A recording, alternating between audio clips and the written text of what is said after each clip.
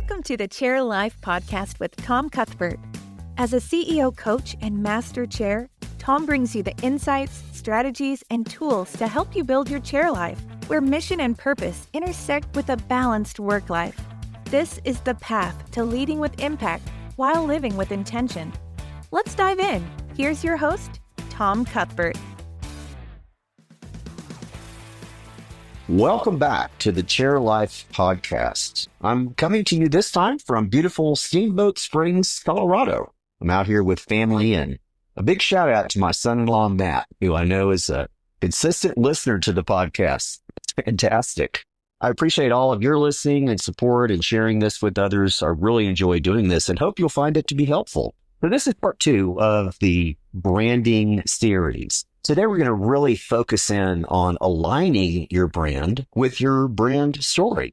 Now, last episode, we talked about how to define your core attributes like trust and challenge, and we used hero examples and talked a little bit about how you identify your unique traits and characteristics and things that make you, you.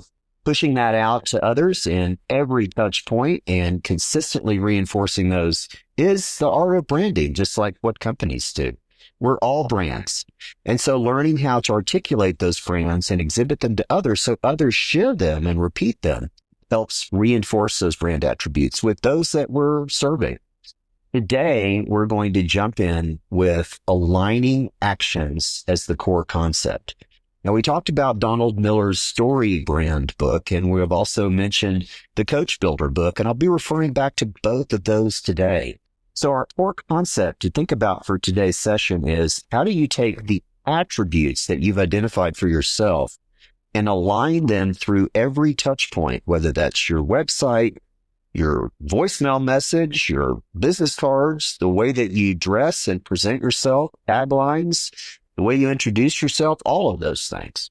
The Coach Builder book stresses systematizing these for consistent delivery, for building trust and building a referral network. And that's important for us. And so today we're going to jump in and really focus on Miller's brand story worksheet. Now we'll put a link to this worksheet in the show notes. I put it in last time also. But I wanted to walk us through these individual elements and just give you some examples of this, because now that you've developed your own brand attributes, next step, develop your brand script and your brand story.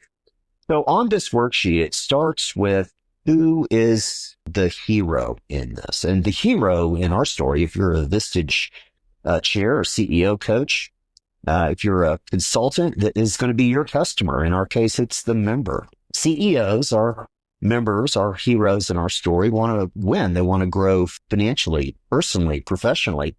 They want to serve their community. And so our job is to help them achieve more than they imagine possible.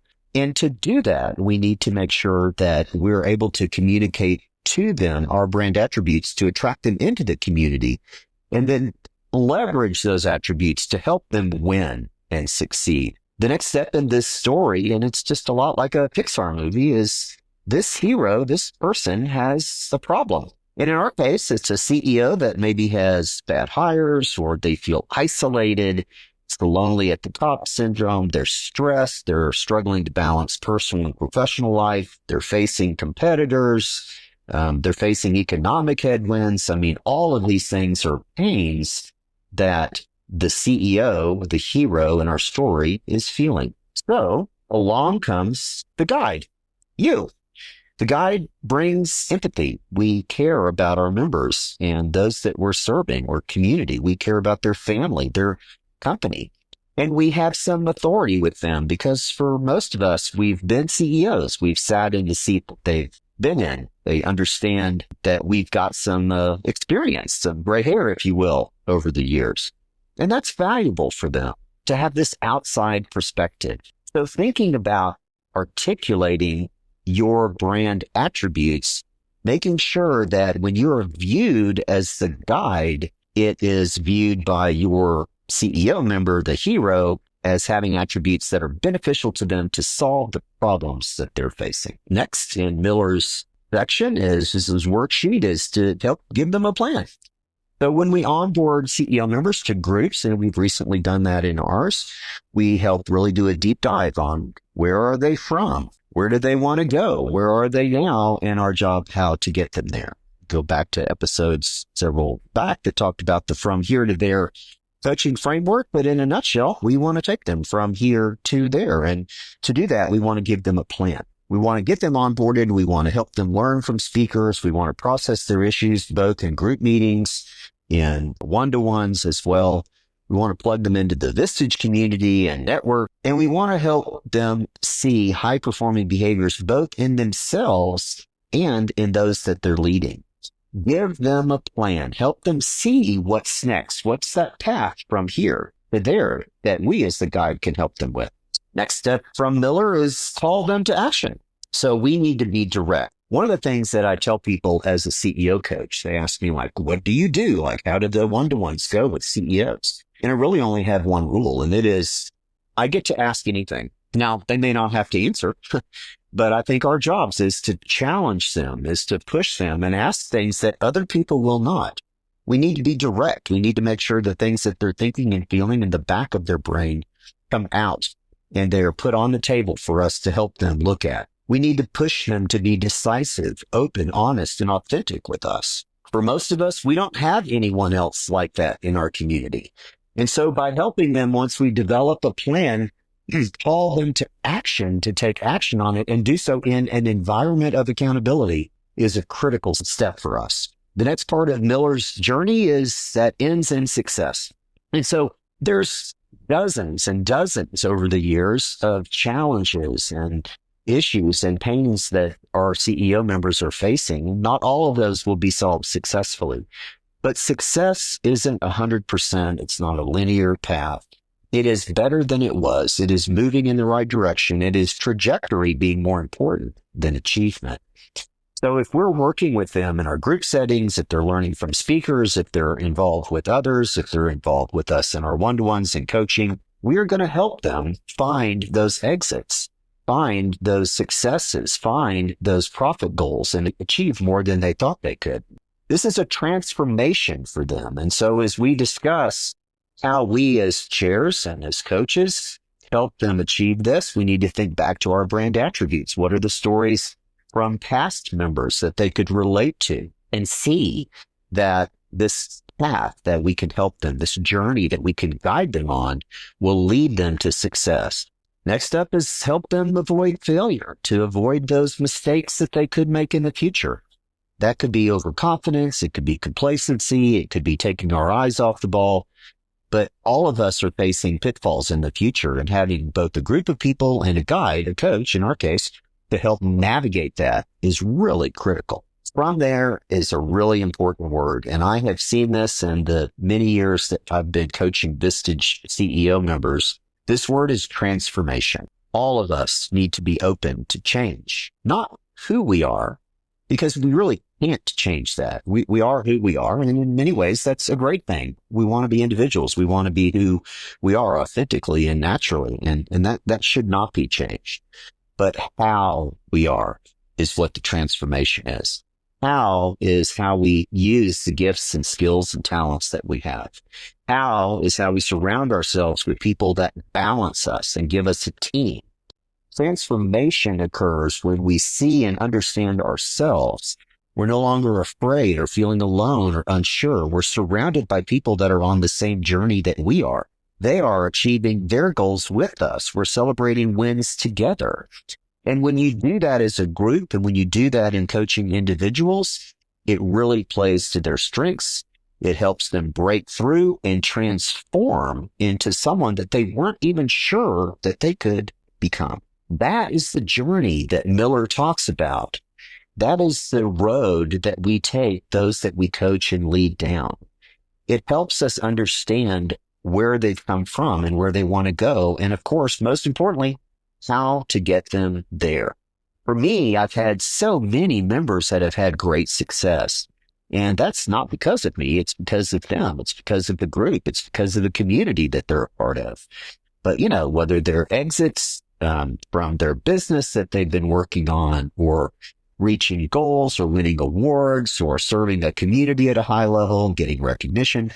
All of those things are wins. And so it's important for us as chairs to help them tie that to their journey and story and be the guide that they need us to be so that they are the hero. Now, let me give you a couple of quick examples that if you've lived life, you will have seen. I think everyone on the planet has seen Star Wars, but you think about Luke Skywalker. He's the hero. He was on a journey from farm boy to a Jedi Knight. His guide was Obi-Wan Kenobi and then later maybe Yoda. And they provided wisdom and training and encouragement and aligning his actions and his skills with his natural courage and growing him. So Luke Skywalker is a great example of somebody that benefited from having mentors in his life to face and win the battle against the evil empire. Harry Potter is another example. Harry is the hero, and he was an orphan growing up, and he had to rise up to defeat the all-powerful Voldemort, and he had to be brave and had his guide, Dumbledore, along the way that helped him with that and gave him strategic advice. He pushed him and helped him and appeared when he needed to be there for him. And that relationship helped Harry Potter, in this fictional story, become the hero that he was. And the third example is a series that I just love. It's the Lord of the Rings series, and Frodo Baggins is such a great, humble hero on his quest to destroy the One Ring. And what an incredible story that is. And it's just a story of perseverance and fellowship with others. He certainly was surrounded by so many people that helped him. But his guide, Gandalf, is the one that really rallied the support and made sacrifices to make sure that Frodo achieved his dream and helped others in so many ways. So there's a few examples for you. There's a great quote from Simon Mainwaring that simply says, "The keys to brand success are self-definition, transparency, authenticity, and accountability." When we put those together, when we know our true self, when we articulate those to others in a way that they can understand and connect to, and then when we leverage those to bring people into our community and help them on their journey, we are taking and leading people from here to there. So look back at your own attributes. Follow along the brand script from Donald Miller's StoryBrand worksheet and answer those questions to identify your heroes and you as the guide and how we can call them to action for success. The Coach Builder system has tools in it as well, and I recommend that as well, along with the brand storybook. Miller's books are both fantastic for the work that we do. I also suggest looking at the book Indistractable by Nir Eyal. Those principles about personal branding and being indistractable, being focused and present with those that we're leading are a critical component to this as well. So as you write your brand story, as you begin to lean in to be the guide that people in your community need, I hope that you will understand the reason that we're doing this is for them. It's not about us. It's not about you. It's not about me.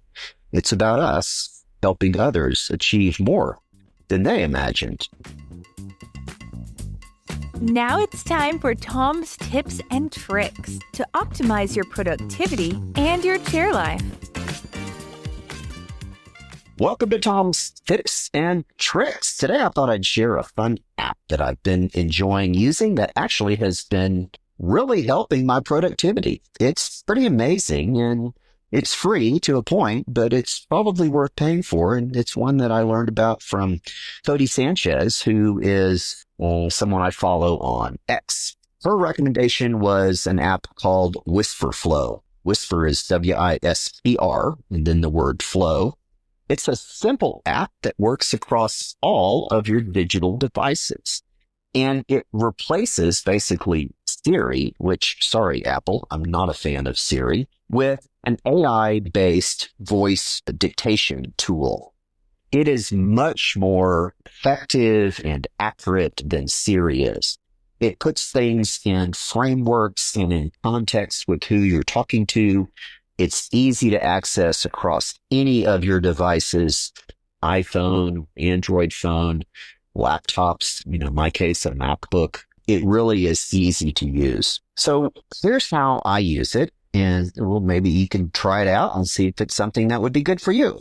I use it on all of my digital devices. So I created an account.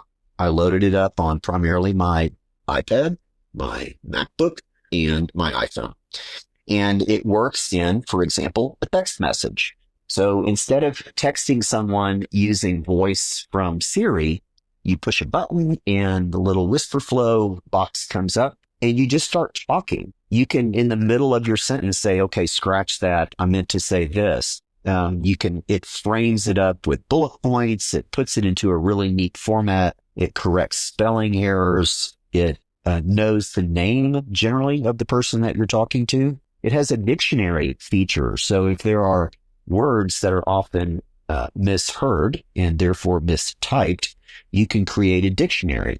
For example, Vistage is not a real word. It's just the company name. And so I added Vistage to the dictionary.